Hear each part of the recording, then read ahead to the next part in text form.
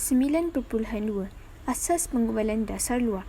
Matlamat penggubalan dasar luar penting kerana dasar ini mempengaruhi tindakan negara dalam menghadapi suasana perkembangan politik wilayah, serantau dan antarabangsa. Sejak tahun 1956, persediaan asas untuk menubuhkan Kementerian Luar Negeri telah bermula dan dikenali sebagai Kementerian Hal Ehwal Luar. Pada tahun 1966, nama kementerian ini diubah menjadi Kementerian Luar Negeri.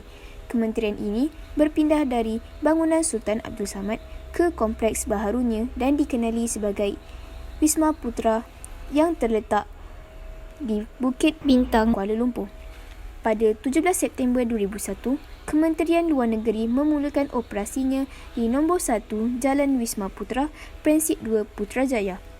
Wisma Putra berperanan menggumbal dasar luar serta menjaga kepentingan nasional Malaysia pada peringkat antarabangsa. Antara matlamat penggubalan dasar luar ialah mempertahankan kemerdekaan dari kedaulatan negara, melindungi kepentingan nasional, mempertahankan dan memajukan kepentingan Malaysia, memupuk hubungan baik dengan negara luar dan menghadapi perkembangan serta cabaran politik, ekonomi dan sosial. Faktor penggubalan dasar luar. Ikatan sejarah. Nilai sejarah yang dilalui merupakan dasar luar yang digubal berdasarkan adanya ikatan sejarah antara negara dengan negara lain.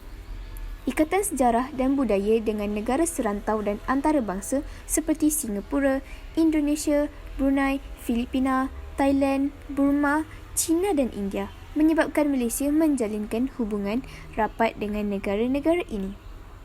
Hubungan Malaysia dengan Arab Saudi, Mesir, Yaman dan Turki pula dipengaruhi oleh ikatan keagamaan yang terjalin sejak sekian lama.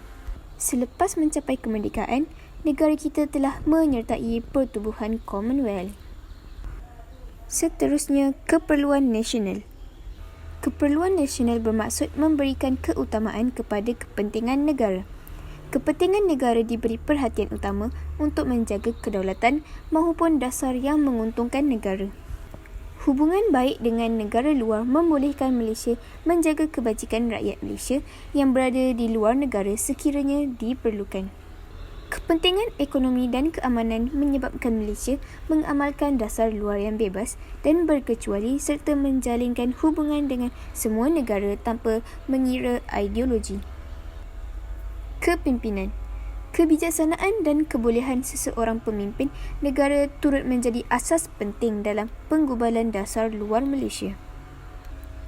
Pemimpin perlu peka akan perkembangan pada peringkat antarabangsa serta perubahan yang berlaku bagi menentukan hala tuju dasar luar negara.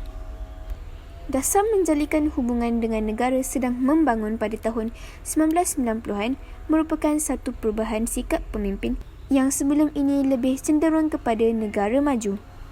Malaysia telah menjalinkan hubungan dengan negara sedang membangun di Afrika dan negara kepulauan di Pasifik Selatan. Dan akhir sekali, persekitaran luar. Perkembangan politik, ekonomi dan sosial antarabangsa yang sentiasa berubah menyebabkan penggubalan dasar luar Malaysia disesuaikan dengan perubahan yang berlaku. Penggubalan dasar luar negara ditentukan oleh perkembangan yang berlaku pada peringkat antarabangsa seperti ketika era Perang Dingin. Pada masa itu, dasar luar negara dilihat lebih pro-barat. Malaysia mengubah dasar daripada pro-barat kepada tidak berpihak berdasarkan perkembangan yang berlaku pada tahun 1970-an.